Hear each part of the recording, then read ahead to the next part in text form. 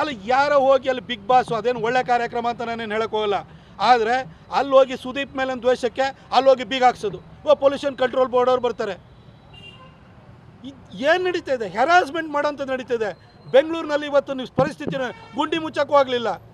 ಇತ್ತೀಚೆಗೆ ಯಾರೋ ಹೇಳ್ತಾ ಇದ್ರು ಅವ್ರಿಗೆ ಗುಂಡಿನೂ ಮುಚ್ಚಲಿಲ್ಲ, ಈಗ ಅವ್ರ ಮಿನಿಸ್ಟ್ರಿಗಳದ್ದು ಬಾಯಿ ಮುಚ್ಚಕ್ಕೂ ಸಿದ್ದರಾಮಯ್ಯನವ್ರ ಕೈಲಿ ಆಗ್ತಾಯಿಲ್ಲ ಅಂತೇಳಿ.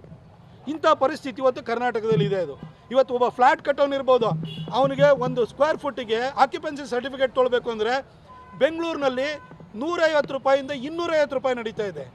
ಯಾರಿಗೋ TDR ಕೊಡ್ತೀವಿ ಅಂತೇಳಿ ಹೇಳ್ತಾರೆ. ಆ TDR ಯಾವನು ತೊಗೊಳ್ತಿದ್ದಾನೆ? ಪೊಲಿಟಿಷಿಯನ್ನ ತೊಗೊಳ್ತಾ ಇದ್ದಾನೆ. ಒಂದು ವಾಟರ್ ಕನೆಕ್ಷನ್ ಬೆಂಗಳೂರಿನಲ್ಲಿ ತೊಗೊಳ್ಬೇಕು ಅಂದರೆ 20,000 ಇದ್ದಿದ್ದು 1.5 ಲಕ್ಷ ರೂಪಾಯಿ ತೊಗೊಂಡೋಗಿದ್ದಾರೆ. ಇವತ್ತು ಒಂದು ಕರೆಂಟ್ ಕನೆಕ್ಷನ್ ತೊಗೊಳ್ಬೇಕು ಅಂತೇಳಿ ಹೇಳ್ಬಿಟ್ರೆ ಅಲ್ಲಿ ಇವತ್ತು ಸುಲಿಗೆ ಆಗಿದೆ. ಮುದ್ರಾಂಕ ಬೆಲೆನ ಅದನ್ನು ಜಾಸ್ತಿ ಮಾಡಿದ್ದಾರೆ. ಒಟ್ಟಾರೆ ಜನರನ್ನ ಸುಲಿಗೆ ಮಾಡೋಂಥದ್ದು ಬಿಟ್ಟರೆ ಇನ್ನು 1 ಪಾಯಿಂಟ್ ಅಜೆಂಡಾ ಇನ್ನೇನು ಇಲ್ಲ. ಗುಂಡಿ ಮುಚ್ಚ್ರಿ ಅಂತೇಳಿ ಹೇಳಿದರೆ ಪ್ರೈಮ್ ಮಿನಿಸ್ಟರ್ ಕಚೇರಿ ಹತ್ರ ಇಲ್ವಾ? ಅವ್ರ ಮನೆ ನಿವಾಸದ ಹತ್ರ ಇಲ್ವಾ? ಪ್ರೈಮ್ ಮಿನಿಸ್ಟರ್ ನಿವಾಸದ ಹತ್ರ ಎಲ್ಲಿದೆ ಗುಂಡಿ? ಬರೀ ಸುಮ್ಮನೆ ಅವ್ರು ಮಾಡಿಲ್ಲ, ಆಯ್ತಪ್ಪ ಬೇರೆಯವ್ರು ತಪ್ಪು ಮಾಡಿದ್ದಾರೆ ಅಂತ ನಿಮ್ಮನ್ನು ಕೂರಿಸಿರೋದು. ನೀವೇನು ಮಾಡ್ತಾಯಿದ್ದೀರಿ? ಗುಂಡಿ ಮುಚ್ಚಕ್ಕುವಾಗ ಗುಂಡಿನೂ ಮುಚ್ಚಲ್ಲ, ಬಾಯಿನೂ ಮುಚ್ಚಲ್ಲ. ಅಂಥ ಪರಿಸ್ಥಿತಿ ಇವತ್ತು ಕರ್ನಾಟಕದಲ್ಲಾಗಿದೆ. ಆದರೆ ಜನ ಏನು ಮಾಡೋಕ್ಕಲ್ಲ, ಅಸಹಾಯಕರಾಗಿ 2.5 ವರ್ಷ ತಡ್ಕೊಳ್ಬೇಕಾದಂಥ ದುಸ್ಥಿತಿಯಲ್ಲಿದ್ದಾರೆ.